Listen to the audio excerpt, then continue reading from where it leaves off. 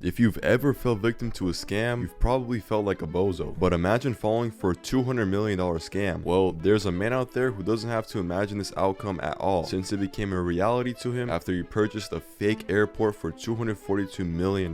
There's nothing more comical than getting finessed into buying an airport that doesn't even exist. But the question that arises is who was able to finesse someone for that amount of money? From defrauding an international bank to selling them a fake airport to then being sentenced to 25 years in prison, being released from prison just a year later off of bribery, and going right back to the scammer lifestyle. Today, we'll be discussing Emmanuel Nuday's long history of scams and criminal history. If Emmanuel dropped a book about the basics of scamming, would you read it? I'd definitely read it front to back at least 3 times. Let's start from the very beginning. Back in the early 90s when the internet was just introduced and many people still thought of it as a bubble. People were using it for communication and storing data, but many people didn't know anything about scams, nor did they watch out for them. And this is where Emmanuel got his start as a bank director at the Union Bank in Nigeria, with several controlling stakes in other banks and institutions. He was doing great for someone of his stature and was well respected, but he was hungry for something more. Because of his position as a banker, he had access to lots of confidential information and had a good amount of credibility, so people were able to trust him. He was able to configure a plan to pull off the greatest scam ever by impersonating Paul Aguma, who was the governor of the central bank in Nigeria, a very high and powerful position. His target was going to be a Brazilian bank called Banco Nordeste, where he planned to pitch them on the idea of an airport they planned to build in Nigeria's capital of Abuja. At the time, Abuja was prospering. Many new buildings were under construction, and they had a population increase of over 10% each year. Because of this, it would be even easier to sell someone on the construction of a new airport in a prospering city. To be exact, Emmanuel planned to contact Nelson Sakaguchi, who was a director at Banco Nordeste, since Nelson and Paul were already friends, so it would be much easier to gain Nelson's trust. Emmanuel planned to forge documents and send emails under Paul's identity, and of course, Paul had no clue any of this was going on. As a banker, Emmanuel had the power to sign into any account, access confidential emails, and sign off on important papers. His plan seemed very promising, and he was well prepared for this heist. Now, you might think Nelson was a complete bozo for believing this, but let me tell you why I wouldn't blame someone in his position. He got an email from a very high-level banker that he knew and respected. Keep in mind, this happened way back in 1995 when people weren't familiar with any sort of scams. And looking at the price of this airport, it isn't as expensive as some of the other ones, so Nelson probably thought it was a good deal. To put it into perspective, it cost $4.8 billion to build a Denver airport. $200 million doesn't seem so bad after all. Besides, it wasn't his own money anyway. It was his investors' money, and we know that people can make quite a lot of bad decisions while in possession of other people's money. So without any further time wasting, Emmanuel went on his way to complete his mission. While impersonating Paul, he pitched the idea of building an airport in one of Nigeria's fastest growing cities and said that the airport would cost just around $242 million to build. $191 million would be needed in cash, and $51 million would be paid in interest over a 3-year time span. Emmanuel even put a few sales tactics into use by telling Nelson that if he invested this money, he would personally be sent $10 million as a commission bonus after the airport was built. Surprisingly, Nelson went through with the deal without any hesitation or any concerns. Me and Nelson are very similar. We make some of our biggest decisions with no thought and strictly rely on our emotions to make the decision for us. For a deal so large, it would be common sense to at least see the land in person, but Nelson trusted Paul enough to know he would get the job done right. Unfortunately, he wasn't making a deal with Paul. He was making a deal with the most clever con man in Nigeria. The documents were signed, and Emmanuel's plan was executed perfectly. He was basically making millions in passive income every month and was living his life to the fullest. From going on crazy shopping sprees, buying all sorts of luxurious mansions, getting the newest supercars, buying tons of land, and much more. His long years of working as a bank executive came to an end, and he was on to bigger and better things in life. After seeing how smooth this deal went, I'm getting some ideas of my own. If anyone wants to tap in with something similar in the future, hit me up. I'm definitely interested. Everything was going to plan, but with every good moment comes a bad one. In 1998, Emmanuel's genius plan began to crumble when a bank called Banco Santander wanted to purchase Banco Nordeste, which is the bank that Emmanuel just so happened to scam. In order to complete this purchase, Santander would have to audit the company of Nordeste and thoroughly review every transaction that went in and out of the company. You might already see how Emmanuel's scam finally found its unfortunate demise. After a few meetings with all the bank executives, they came to the conclusion that over half of the bank's funds were sent to an offshore bank account in the Cayman Islands that was completely unprotected. This offshore bank account was actually Emmanuel's, and that's where he stored all of his stolen funds. Emmanuel was present at the time of this meeting, and when the bank officials asked him about the offshore bank account, he wasn't able to explain himself, aka he had no riz at all and now had a target on his back. A criminal investigation was immediately started, and the bank executives at Banco Nordeste were forced to pay the $242 million out of their own pockets. And just 3 years later, the bank collapsed entirely, while Emmanuel was doing better than ever in his life. But by the time the feds got onto Emmanuel, it was already too late. Emmanuel and his accomplices had already disappeared and fled with the money. Emmanuel's accomplices consisted of 4 other con men as well as a con woman. There's not a lot documented about their participation in these scams, but it's obvious that Emmanuel was the mastermind behind this whole scam. Emmanuel was glorified for his cleverness, and although the Bank of No Rest was dead, he himself was alive and at the highest point in his career. All was well up until 2004 when he was finally arrested on 100 counts of fraud charges. Bro got hit with the craziest RICO case. When he and his accomplices were brought to court for a hearing, they added another charge for bribery after Emmanuel tried bribing one of the judges with $75,000, and this was in front of all the other government officials. Not the smartest move for a man that just stole $200 million.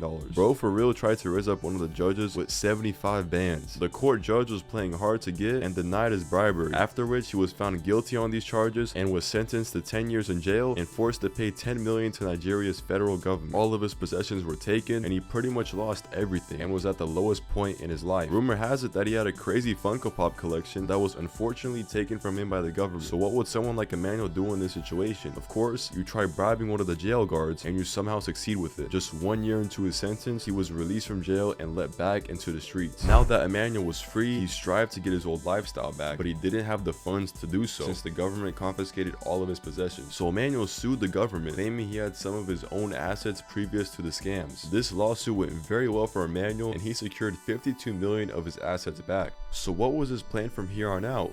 Was he done with scamming?